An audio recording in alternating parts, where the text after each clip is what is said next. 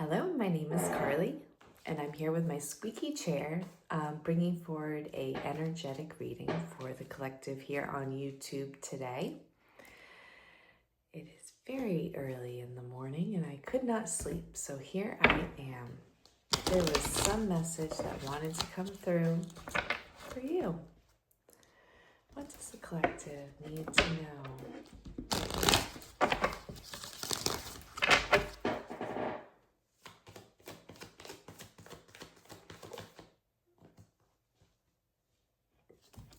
Desire.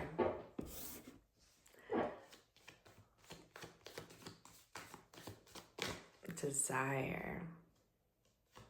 I was gonna say it feels like something along the lines of getting comfy because I couldn't sleep, and I couldn't get my chair comfy, and now desire.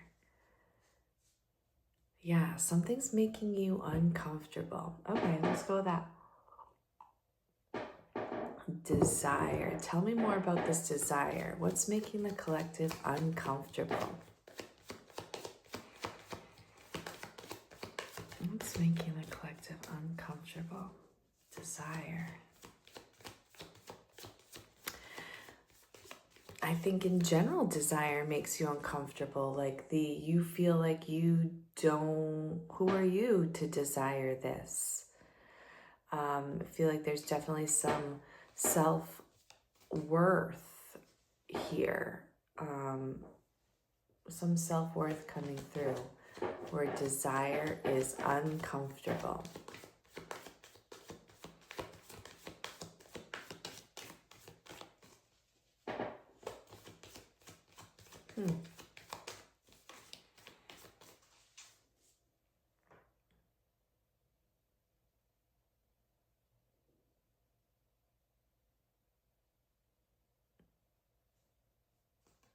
Was that silence uncomfortable?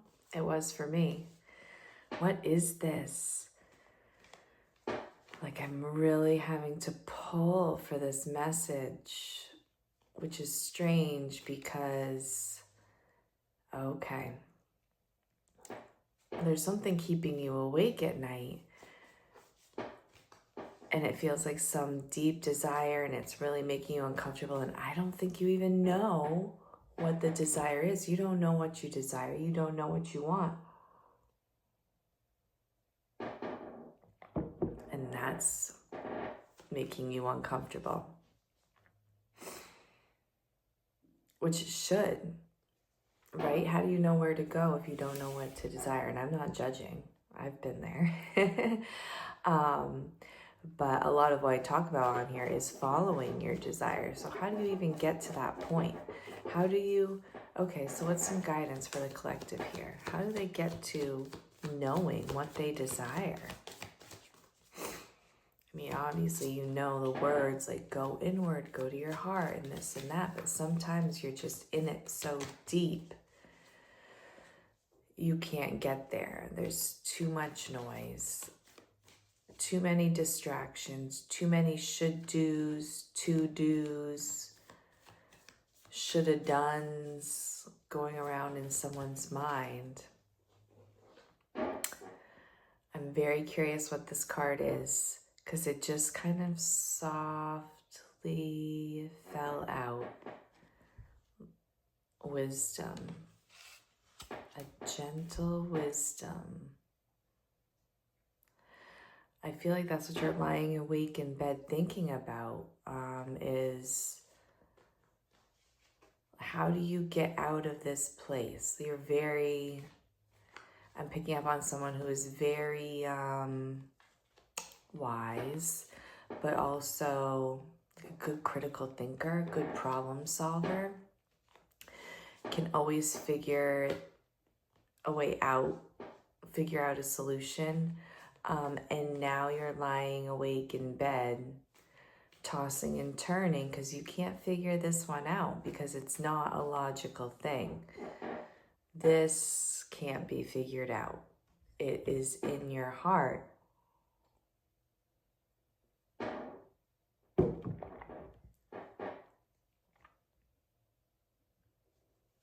That was helpful, right? That was super helpful. What can collective do about this? Any hints? Any hints? I mean, you definitely need to just spend some time with nothing. With nothing. Don't put that phone in your face. You know, I appreciate you being here and listening to this, but you need messages like these only resonate and like open up truths within you. You know, they kind of hit little truths within you. You click on this video because your subconscious knows there's something in here for you. You're seeing those signs because your subconscious picked it out for you to notice. Your body holds the wisdom. What you desire is within you. Oh my gosh, I need a different setup. They always have that. This one. Passion. Passion. Yeah, you want to bring passion back into your life. I think you're realizing how important following your own desire is, and perhaps earlier I said you're smart, you're quick, you're figuring out everyone else's problems, you're figuring out everyone else's life. You're the person that people come to. You always have great advice. You are the wise friend, the wise family member. And so you're probably going a little bit insane, like in this spot. And I think everything looks fine from the outside looking in, you know. Excuse me. I only get sniffly when I do these messages. It's strange. So now you're at a point where you need to figure out what you want for you. Emotion. That's where you start. I'm feeling like a thawing out. You've had to be in this brain space for so long, maybe in survival mode, maybe you're just kind of waking up from something that happened. There was some catalyst event. But yeah, I feel like you're kind of just coming out of thawing out, like a brain space. You're in a very brainy space of your life, and now you're realizing like this isn't quite what I thought life was gonna be, and this isn't what I want my life to be, but what do I want? What do I want? And the key is going to be follow your emotions. Let those emotions roll out. I'm seeing a thawing out come across first. So you might not get to these desires. I think you got to go through some other emotions first before, you got to let yourself feel. You got to observe yourself feeling, not just push down feelings, whether it's excitement or sadness or grief, giddiness. I'm hearing like you don't let yourself get giddy about something. Maybe there's like what do they call it? Guilty pleasure that gets you really excited, but you don't like let yourself get excited about it. So let yourself get excited about the silly things, and start really letting these emotions, don't let emotions run your life. Don't make your life choices from raw emotions coming through, but use those emotions as a tool to help guide you. Like, okay, how did that interaction make me feel? How does this make me feel? Really? Or if you can't even get to that place yet, when a feeling comes up, just observe it. I'm like, oh, I'm kind of frustrated over that. And where do you feel that in your body, and follow it? It's a practice. It's a practice, but the more you do it, the more you do it until it becomes kind of automatic. And you'll be like, wow, I don't know why, but I get kind of nauseous whenever that person comes around. That was awful. I'm sorry. There's no one I get nauseous when they come around. Sniffly. When you guys come around, I get sniffly. There is something going on with my throat too. There's some sort of tickle. Okay. You don't voice your emotions at all. At all. You're very guarded. You're very guarded. And in the past, this has protected you. You know, you've protected your heart. You weren't a vulnerable person. Outwardly, you did not talk about your problems. You definitely did not talk about your emotions, rather than like, you know, the surface level things. To such an extent that much of it is hidden from you. You protected yourself so well that you even protected it from you, that now you're at a point where it's like, what do I even like? What do I even like? What do I desire? What am I passionate about? And I think that it got to a point where you're at now where it was affecting your health even. I'm seeing you as a healthy person, physically healthy. You take care of yourself. So I think that something came up where maybe this was the catalyst where you got sick, or maybe broke a bone, or, you know, thrown off from like your normal healthy, like maybe you've been someone who has not ever really had a health issue their whole life. And something just came up, and it could have been a big deal or not really that big of a deal, but it still threw off your normal. Like if you sprained an ankle and now you're limping and you can't do your daily run, I don't know. Something like that. Something happened physically so that now you're going through all this. Like, you know, it affected your vitality. And there's some sort of connection here that you're making where, did I even like running? You know, why was I doing this? I've always done it. That's why I kept doing it. And I kept doing it. But do I even like this? Do I desire this? I feel like, ooh,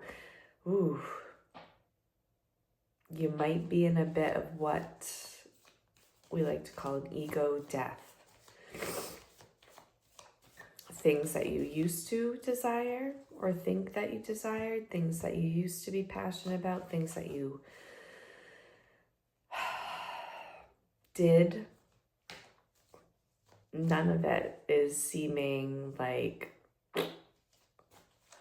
it's for you anymore. And it's taking a toll on you. Ego death is not a light thing. And it's not a one and done thing. I just went through one myself. They're fun.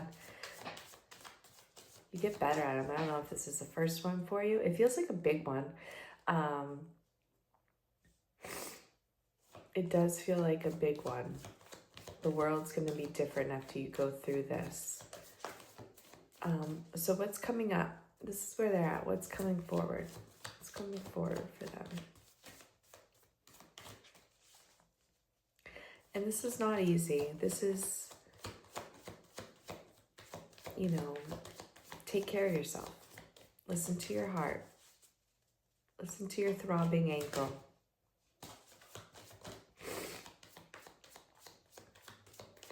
Achilles just came to mind. Whoa.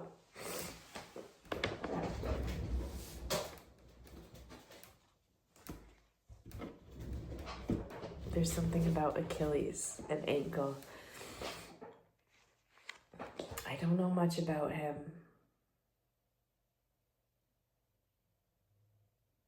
And nothing else comes through. So maybe that was just for someone if you connect with Achilles. What's coming through? Do you want to know what's coming through? Success and happiness and agreement. This seems like an agreement that you made with yourself before coming here.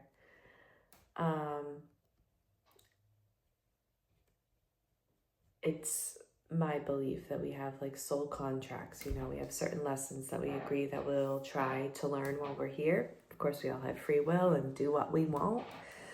But I'm feeling like you had some, you know, you're fulfilling some agreement that you had with yourself here. And this is going to be a path to your success as you see it. And I don't think you know what that is right now, and that's okay.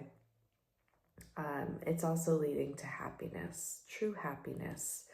Because I think a lot of what you're feeling is you have the things that are supposed to make you happy. You have a lot of the things that the outside world says, like you're living the life that you thought would make you happy. And now you're sitting here looking around like, this isn't doing it. This isn't doing it. So